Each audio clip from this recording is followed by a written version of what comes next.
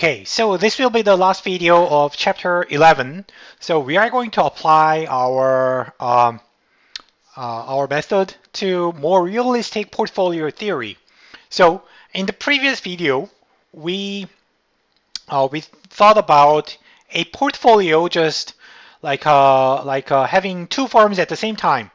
But actually in finance, we have to think about weight.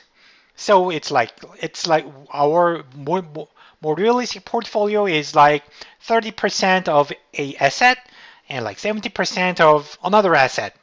Like so it's weighted allocation across multiple assets. That is more realistic portfolio description. So we are going to apply the same theory to this kind of portfolio with more fine allocation, like more detailed allocations. So then we are going to use these three formulas. Basically, the first one is about linear transformations variance, and the second one is covariance of linear transformations, and finally, variance of sum of two random variables. So let me briefly describe this. It's what we are going to do is we are going to think about a portfolio that has 30% of A and 70% of B, right? 30% was invested in A and the other 70% invested in B. So this is our portfolio and we would like to calculate its variance. So in the first step, we will view this as summation of two random variables. The first random variable is 30% of A, and the second random variable is 70% of B.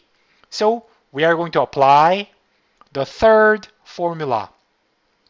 Okay, so the first asset, second asset plus their covariance. Okay, here first asset is 30% of A, and the second asset is 70% of B plus 2 times covariance of their covariance, 30% of A, 70% of B. So here then, we are going to calculate each of these guys. So 30% of A has a variance that's like this, because when you multiply 0.3, it will be squared when it comes out of the variance. And 70 of B will become 70% squared times the variance of original B. And 0.3 times A, 0.7 times B's covariance will take this form. So to have this, we used these two formulas. Okay, we are using these two formulas to obtain these. And then plugging in like all these things, then we have in the end this form, right? So the portfolio's variance depends on weights, of course, 30% and 70%, and the original variance of the first asset and the variance of the second asset and their covariance, right? So it's just a more complicated formula.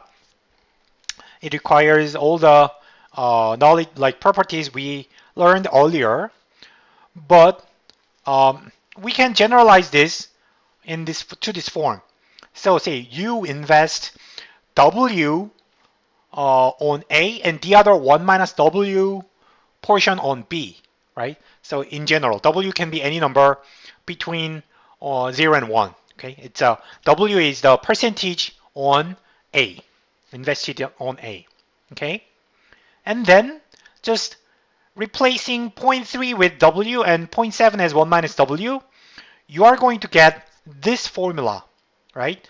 So the first part is W squared variance of A, and second part is B's weight squared times variance of B, and finally 2 times covariance. Okay. So then we are going to analyze this form. So then in finance, the optimal portfolio theory is to find the optimal W. What is the optimal weight optimal allocation between A and B, right? Of course, actual financial economics in finance, you are going to learn more. You are going to learn more detailed, more realistic analysis. But for now, we are just learning correlation and covariance, and like So as from the statistical standpoint, we will simplify the argument and we'll just focus on the risk, the standard deviation of the portfolio for now. If you are interested in finance, take finance courses, okay? Or you can see me. I may help you with that a little more. So I brought weekly stock return of four of major companies from like 86 through 2016. It's like 30 years. So the four companies that I took are ExxonMobil, the oil gas station company, Walmart, Microsoft, and Apple, right? So the first two are kind of older companies. They they were one of the best companies like 30 years ago, 20 years ago, in the 1990s. And Microsoft and Apple are still doing very well. But anyhow, in this data, I calculated their covariance matrix. This is a covariance matrix of these four firms' stock returns, weekly stock returns over 30 years. Okay, so as you know, then let me interpret what it means. First, the diagonal terms are the variances, right? So ExxonMobil has the smallest variance, which means this is the safest firm, like it's most stable, right? Walmart is second safest firm among these four, and as you can expect, Apple has the highest risk, right? So it struggled in early like 90s, and then it went up. So the variance is much bigger than the other firms. Okay, so given this setup, by the way, one more thing. So and the off diagonal numbers are covariances, and as you see, all of them are positively correlated. Actually, this is reality. In most cases, it's nearly impossible to find negatively correlated stocks. So usually, the stock return is determined by the market condition, right? And then the sector condition, and then the firm's idiosyncratic conditions. So usually, the macroeconomic factors are the most important, most influential factors in finance. I'm not an expert there, but that's just uh, kind of well-known factors, well-known facts, styles, patterns. So all of these firms are positively correlated. So even though they are not perfectly correlated, okay.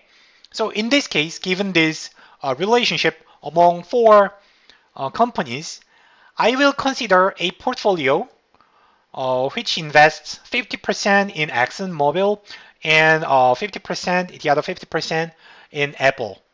So it's like 50-50 combination of Exxon and Apple, the safest firm and the riskiest firm. Okay, and then applying the earlier formula, like 50% on ExxonMobil and 50% on Apple, right? So then you can just write down the formula like this, and we could find the variance of Exxon, like which is this diagonal term, and variance of Apple is 38, 38 here, and covariance between Exxon and Apple is this one, 3.03. So we need these three numbers to find the variance of the portfolio, okay? And if you calculate them, it's 13, only 13, right? You can see how much the risk is lowered, right? Even though they are positively correlated. So like Apple's risk is 38, but you can just by mixing it up with Exxon, like you could reduce the overall risk down to 13, which is lower side of the risk. Okay, so this is like a very simple like example of application of statistics to financial finance portfolio theory. Okay, and then now I will like have you try this by yourself. What happens if you increase the weight on Exxon to 80% and decrease the weight on Apple to 20%? Try this by yourself. What would be the variance of this new portfolio allocation?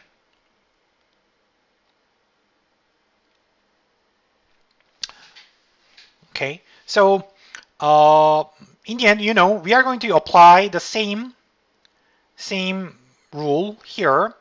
W is now 80%. We are investing 80% on Exxon and 20% on Apple. Just so apply 0.8 to W.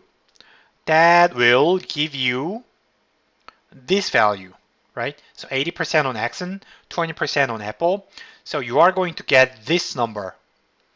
If you calculate this, plug in the same variance of Exxon and variance of Apple and covariance, you are going to get 7.6.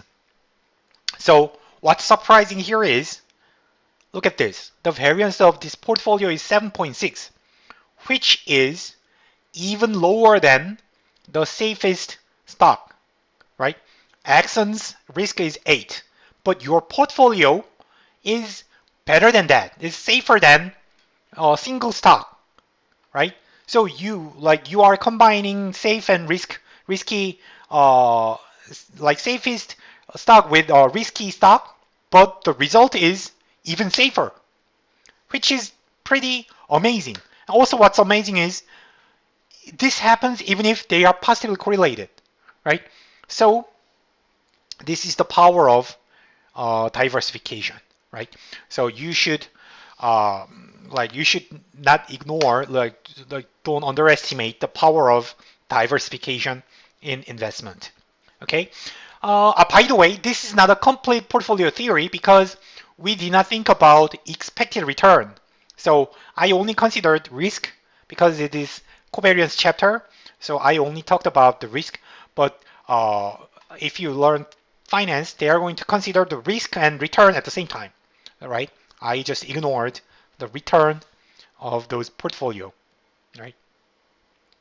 Anyhow, this is the end of the chapter. And finally, I'd like to emphasize this again. So we are thinking only about linear case, linear relationship. This kind of nonlinear relationship, this is an example of a nonlinear relationship, then our analysis is limited. So like even though they are strongly correlated, their covariance may be 0. So that's my final word of caution. Okay, thank you for watching. This is the end of chapter 11. So next time I will come back with the last chapter of this semester. Okay, thank you for watching. See you later.